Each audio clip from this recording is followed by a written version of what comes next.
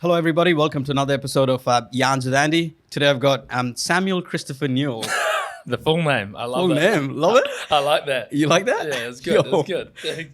He's the founder and managing director of Build Interiors. Yeah. Right? Welcome, mate. Thanks for having me, man. Appreciate it. Nah, thank you for making the time for being here. Yeah. Tell us a little bit about yourself. So originally I'm from back in England. I moved here, 16 years ago now. Kicked off my career in construction 7 years ago, and then launched Build in February this year. February last year, you mean? Sorry, February last year, 2023. Yeah. So it's been exactly a year since you've launched. Yeah, exactly. Build 1 Interiors. year. So it's crazy, man. It's been a busy year, and yeah, looking forward to doing another. Okay, cool. That's exciting. Sam, what's been your biggest learnings from being in business for a year now? Yeah. Yeah. I bet it's been up and down, and it's been rocky. It must have been a rocky year. I mean, I started my own business, so I get that. Yeah, 100%. Like it's been a journey, right? Like there's a few things, like sort of thinking about like what really came to me that I not naive, but I just didn't realize how hard they were going to be, right? Like the biggest one, I think, and one of the first that I clued onto real quickly was like, you know, everyone says like most businesses go under in the first 2 years, right? What I realized quickly is the reason that these go under is not because someone has a bad idea, but they don't have the grit or the will. It's hard, man. Tell me about it. I know. You know what I mean? So how old are you? I'm 27. So you're 27 and you've launched a successful construction company. Yeah. Doing interior fit outs. So I was 26 and my son was 2 months old when I launched my fit out company, which was crazy, right? Like, Fuck, that's insane. Yeah. Well done, bro. Thanks, bro. Good on Appreciate you, it, man. Well done. But 100%. Like I realized quickly that will and having grit was going to be what had to see you through. Not only in the construction industry, which is where you definitely need it, but just generally to be in business, you need to want it. Like, and if you don't want it and you don't love what you do, no matter what it is, it's not going to succeed. I agree, man. 100% agree. 100%. And then the next thing is, like, I sort of understood that I was in a business where we had to sell a product, right? We're in a service industry, but being the managing director, your role really becomes BD, right? Like you're business development. You are your own brand. Everything I do, I represent Build. Everything I want to achieve comes back to Build. It consumes you. It becomes your world. You need to promote it. You need to love it. You need to be the voice and grow it, really.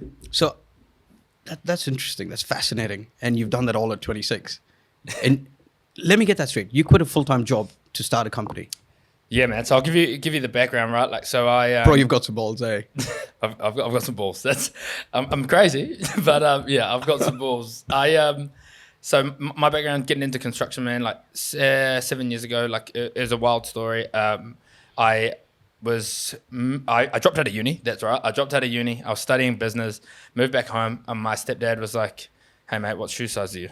Took me for a drive, went down the road, and he's like, he came back, took me for a drive with him after he'd gone, came back, we went off, and then he goes, "Hey, man, look in the back seat." I look in the back seat. We're in the middle of Hobsonville. This is years ago. Construction sites everywhere. He goes, "Hey, there's some steel caps. Get the fuck out of the car and go get a job." So, whoa. Him and my mum have been together 2 years at this point, right? So it's pretty crazy. I get out, I go get a job, and I ended up digging holes for Dempsey Wood as a labourer, like starting off my career in construction. And then my journey sort of spiraled from there, from civils, did that for a few years, digging holes, carried on, went through there, went out, and then I left civils, went and did a bit of residential building, 6 months of that, and I sort of realised, like, I don't know if this is for me. Got a job as an account manager at a furniture company because I wanted to get into the commercials world. Right. Went from there to being in charge of projects at the furniture company.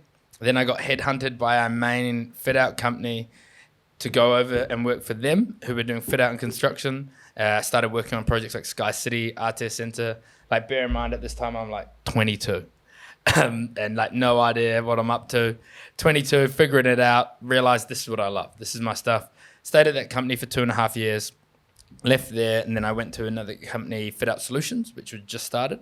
Did 3.5 years there, worked my way up to sort of like a senior role.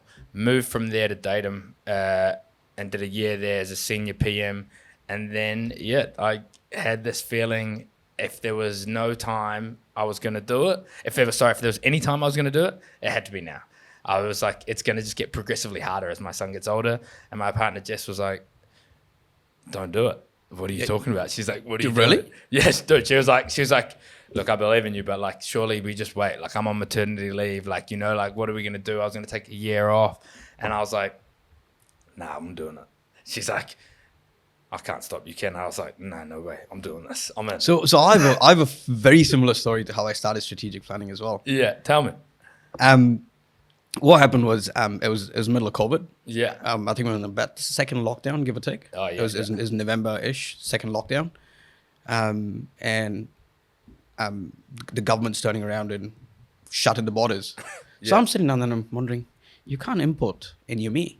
Yeah. Okay. Next day, I turn on the news and they're going, we need to keep the economy afloat, so we're going to release all these shelf-ready projects. I'm sitting down there going, none of this fucking makes any sense in my head. Yeah. So you want to shut the borders down, but you want to release all this construction work. So I'm just like, next day I went and resigned. Really? Yep. Snap. Just next day I said, here's my resignation. I had a 3-month notice period. Yeah. Resigned. It was November-ish, and then I started strategic planning Feb 21. Just saw the gap. Was keen for it. Bro, I was like, it was a no-brainer in my head. Like, it just worked in my head. You know what I mean? That's right. They're giving out all this work. Why would you not get involved? Exactly. And I'm like, if I don't do it now, I'll probably never, ever start a company. So it's pretty similar, where it's like just overnight, you just decide, you're like, That's it, right? Once it's in your head, and then like you can't get it out. I remember I went to work and I was sitting and tossing and turning, and I was finishing up a project, and I remember I was just like, I can't do this. Like, I have to go do this for me. This isn't going to work anymore. Yep. It's And that's the thing, though. Once you make that leap, then you find ways to make it work one way or another. Like you said, back to the will, back to the grid. 100%, man. Like, we started when I started Build Interiors in February in 2023, we had one project and that was it. And one project that was a 14-day job. I didn't have any builders lined up. I had nothing. And, we smashed that job, and we've just grown ever since. And Mate. just hungry for it, Mate, absolutely. Hats off to you, man. Well Thanks, done. man. Well done.